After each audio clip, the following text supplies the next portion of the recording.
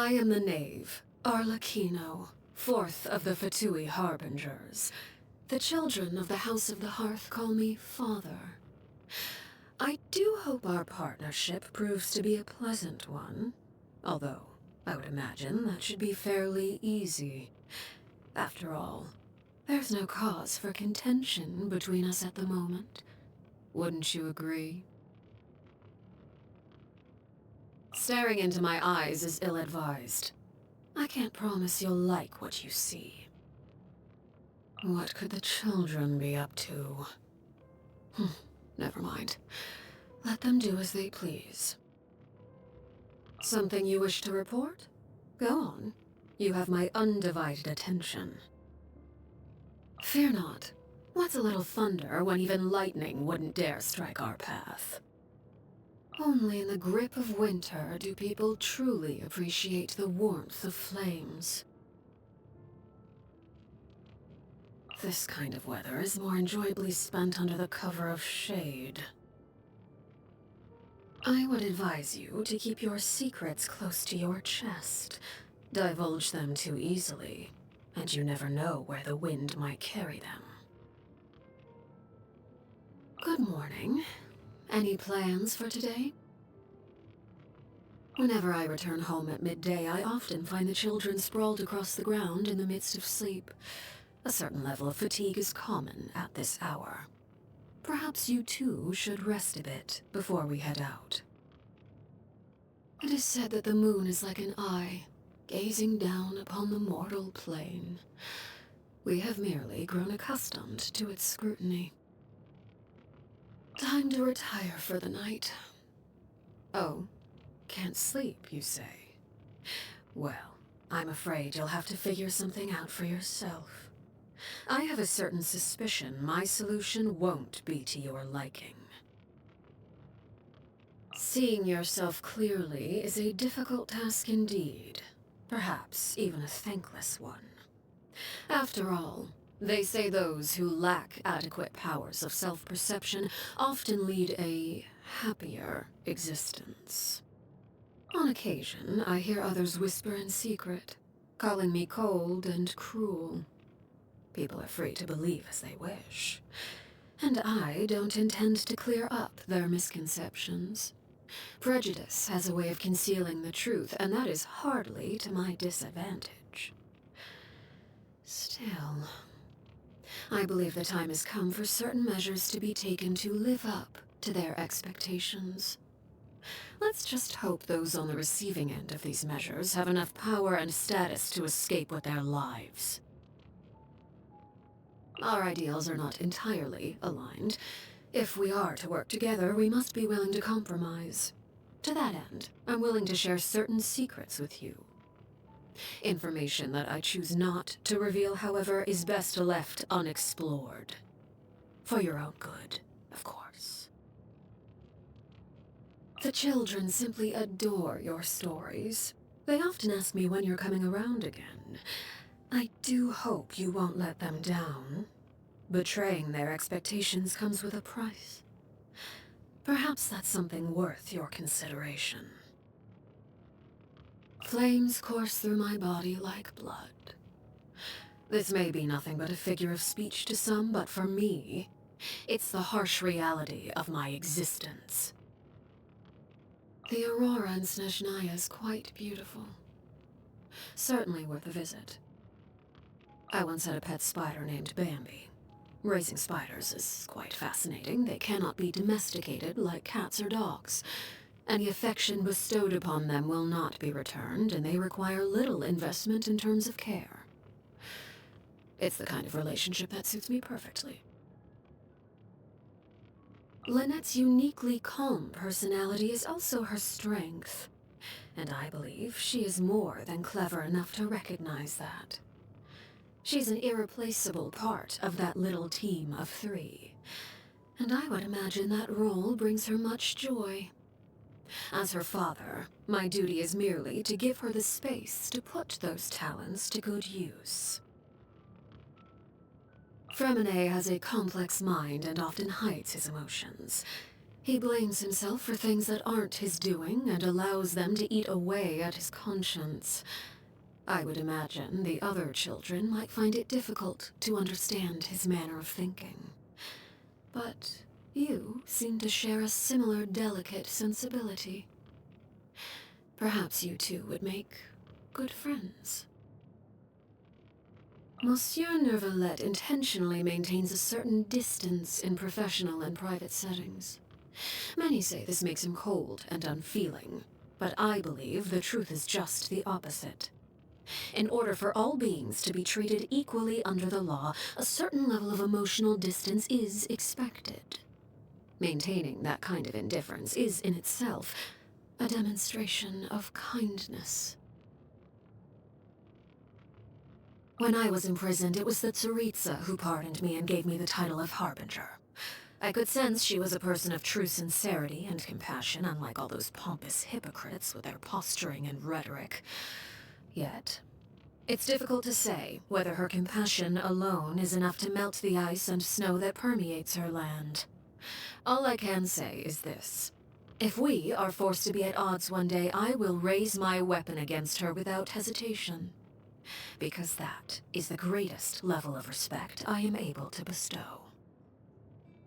As the original Harbinger, much about him remains a mystery. Upon our first meeting, he recognized my background with ease. Yet, to this day, I know little about him. He is very powerful, and that power comes with a high level of responsibility. However, I believe him to be someone worthy of respect, independent of the power he holds. When I first took over the House of the Hearth, he proposed a number of plans for us to work together. He wanted me to send any rejects to him.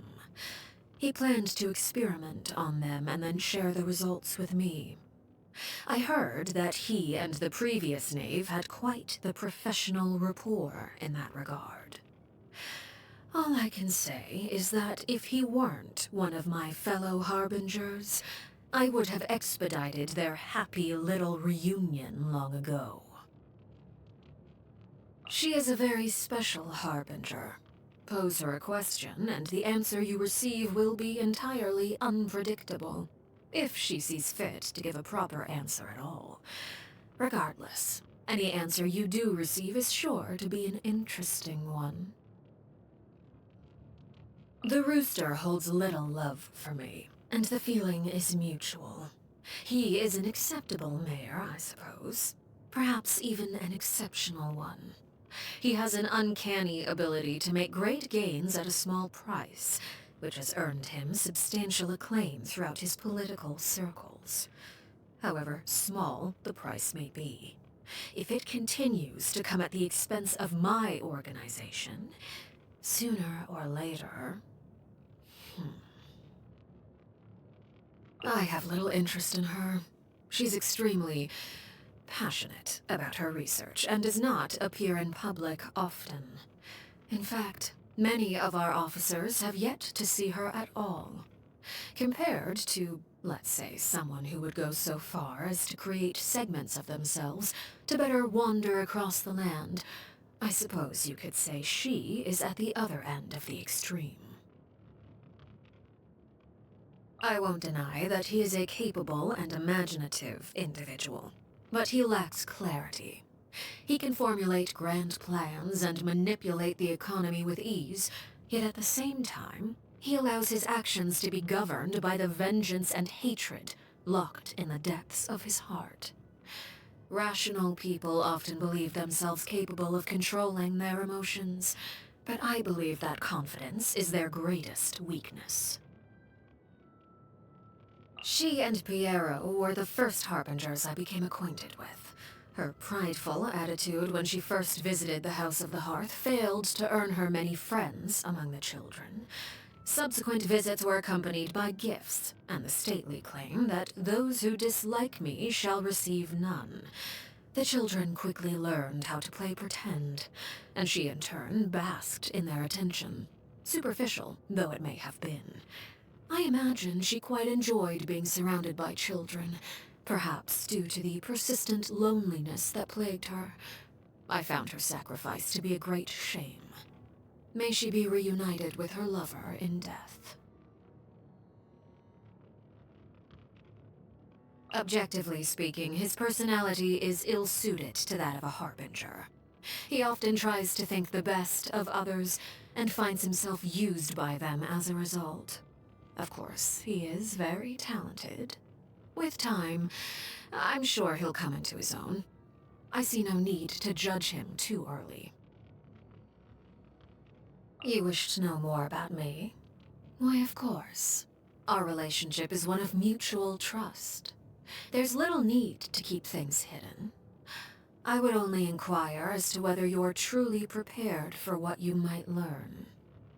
Secrets can be sharper than a knife. Innocent curiosity can lead to dangerous places. The moment you wield a blade, you realize that different lives carry different weights. Some people have an air of renown and distinction, yet grovel and plead for their lives when faced with death. Their outward demeanor nothing more than a hollow facade. Others appear unremarkable, yet carry a heavy burden within. Despite the factors that differentiate us in life, death awaits us all. The great and final equalizer. Cruel, you say? I merely state the truth. My Snezheviches and Snezhevnas, those with the courage to walk through shadow, even when the world gets dark, and the conviction to embrace the heat, even at the risk of getting burned. I will do my utmost to teach them how to navigate life. The House of the Hearth begs favors from no one. Like a spider, we hunt for what we want. Fate can be a peculiar thing. When I was young, Mother favored me due to the unusual set of abilities I possess. No one was able to discern their true nature, not even me. We would only speculate that they were the result of some sort of hereditary curse.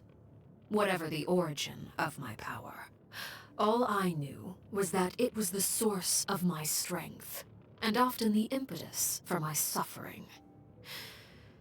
It was only after I became a harbinger that I finally learned the truth from the jester.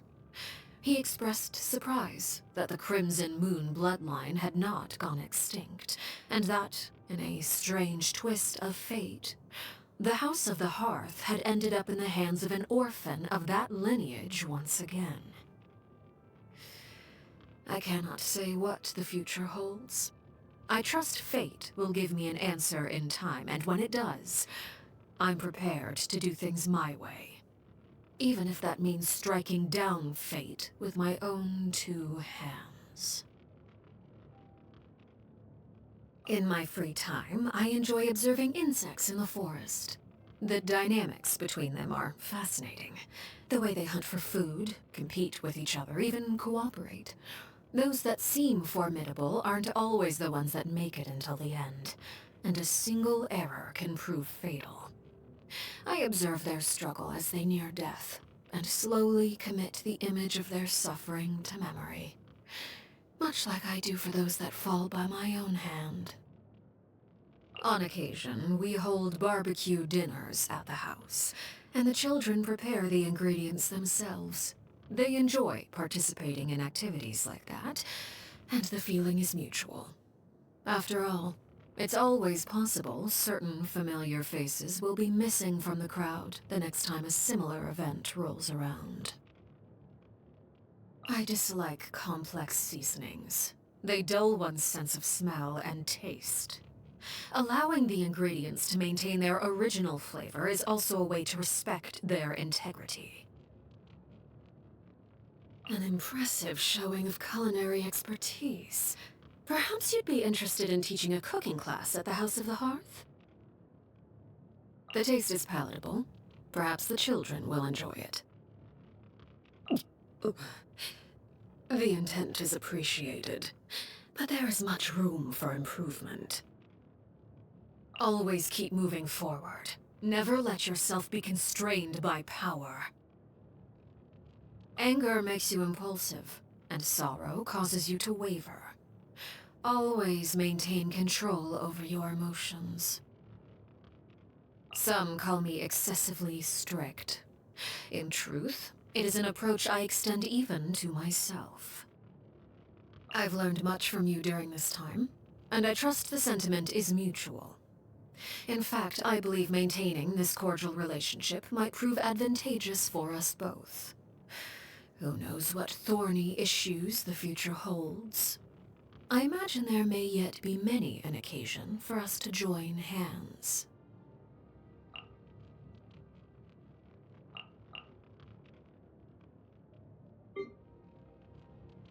Transfixed! Overruled! Laid bare! This is where you fall. Witness my rise! Everlasting as the moon! What greater pleasure is there than the unexpected? An impressive bounty. Ah, something with which to commemorate this occasion. Commendable. My turn. Oh, wanted my full attention, did you? Step back. New strategy. The hearth is now extinguished. I hear the children singing. This shall not be my fate. Pitiful. Go on. No need to fret. I shall handle this. An insurmountable problem, I presume? This will be a productive partnership, I hope.